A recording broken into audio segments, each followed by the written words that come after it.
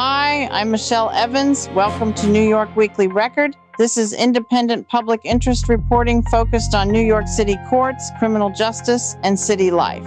Each week, we take a closer look at the stories shaping New York City with a reporter's eye for what the public deserves to know. Coming up, the Knicks crowd control saga, why the city's reversal was not just about being nice, it was about being realistic.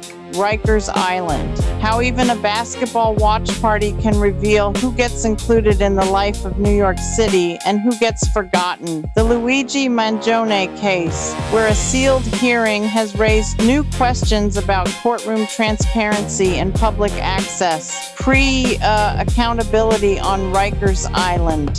What happens when systems created for safety fail the people they are supposed to protect? And policy in Albany. Why emergency shelter laws matter for people trying to escape danger. Real facts, real records, real impact. I'm Michelle Evans, and this is New York Weekly Record.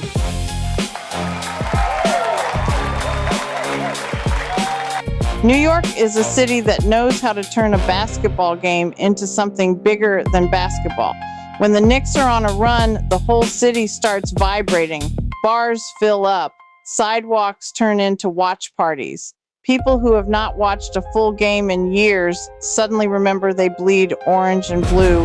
And this week, that energy reached somewhere most New Yorkers do not think about when they think about sports joy. Rikers Island.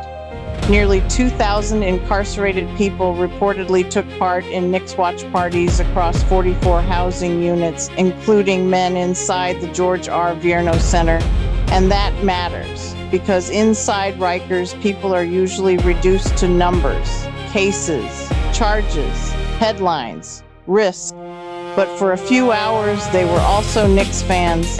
They were New Yorkers watching the same game as everyone else, yelling at the same screen, riding the same hope, feeling the same citywide electricity, and that does not excuse Rikers. A basketball watch party does not erase violence, neglect, medical failures, trauma, isolation, or years of broken promises around closing the jail complex, but it does reveal something true.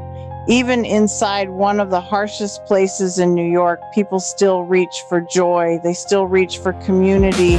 They still want one normal city moment in a place designed to make normal life feel very far away. And outside Rikers, New York has been having its own argument about public joy. After crowd control concerns outside Madison Square Garden, the NYPD backed away from supporting outdoor Knicks watch parties. Then, as the finals arrived, the city reversed course and allowed gatherings to return. That reversal was not just about being nice, it was about being realistic. New York needs safe crowd management. Nobody wants chaos, injuries, or arrests. But there is a difference between managing public joy and crushing it before it can breathe. The real story is not just the score. It is not just the series. It is not just whether the Knicks finally bring New York a championship. The story is what happens when a city remembers itself. Fans outside the Garden, fans in bars, fans in apartments, fans in Central Park, and yes, fans on cell blocks, because even Rikers was watching. And for one night, maybe New York felt a little less divided between inside and outside, free and confined, seen and forgotten, everyone yelling at the same screen, everyone hoping the same impossible hope. That is New York, that is the Knicks, and that is why this moment belongs to more than basketball.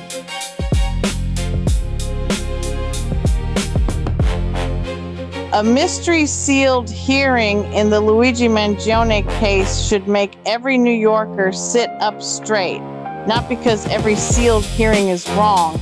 Courts do seal proceedings for real reasons: witness safety, protected evidence, security concerns, sensitive legal issues, or anything that could unfairly taint a jury pool. But this is not some quiet backroom calendar matter. This is the state murder case against Luigi Mangione, the man accused of killing United Healthcare CEO Brian Thompson outside a Manhattan hotel in December 2024. This case has national attention, political pressure, public anger over healthcare, dueling state and federal prosecutions, and a defendant who has become a symbol far beyond the courtroom. So when the courthouse door closes, the public has a right to ask, what are we not being allowed to see? According to reporting cited in my article, Justice Gregory Caro held a sealed proceeding in the case, and that matters because this entire prosecution is already being shaped by what evidence the jury will and will not hear. Searches, statements, writings, backpack evidence, suppression issues.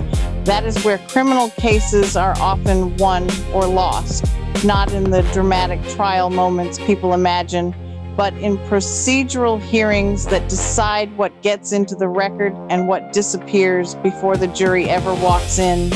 And here's where I'm paying very close attention. Justice Gregory Caro was my judge.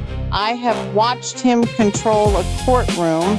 I have watched how he manages tempo, pressure, public access, and the emotional temperature of a case. That does not mean I know what happened behind that sealed door. I don't. And that is exactly the problem. In a case, this visible secrecy may sometimes be lawful, but it should never be casual. It should be narrow, justified, and explained as much as the law allows. Mangione is presumed innocent. Brian Thompson is dead. His family deserves a serious prosecution. The defense deserves constitutional protections, and the public deserves enough transparency to trust that justice is actually being done. I will be in court for the June 16th hearing, watching this case firsthand from inside Justice Caro's courtroom. Because in New York, justice cannot only happen behind closed doors. The public has to be able to see power move. Sunday's top fan goes to New York, yay! And that is the thread running through all four stories tonight. A Knicks celebration outside Madison Square Garden turns into arrests, crowd control, and a reminder that public joy in New York can flip fast. A sealed hearing in the Luigi Mangione case raises serious questions about transparency, power, and what the public is allowed to see inside one of the most watched court cases in the country. A law meant to prevent sexual abuse behind bars becomes something much darker on Rikers Island when confidentiality breaks down, rumors spread, and people are left exposed. And the Safe Shelter Act reminds us that survivors need protection before the crisis becomes a courtroom, a jail cell, or a headline. Different stories, same city, same question. Who gets protected? Who gets watched? Who gets heard? And who gets left to survive the consequences? That is why New York Weekly Record exists. We are not here to chase noise. We are here to follow what New Yorkers need to know in the courts, in the jails, in the streets, and in the systems that shape people's lives long before most of the public is paying attention. So keep reading, keep questioning, and keep your eyes open because New York always has another record. Join us next week for New York Weekly Record, Sunday at 6 p.m. Eastern. I'm Michelle Evans. See you then.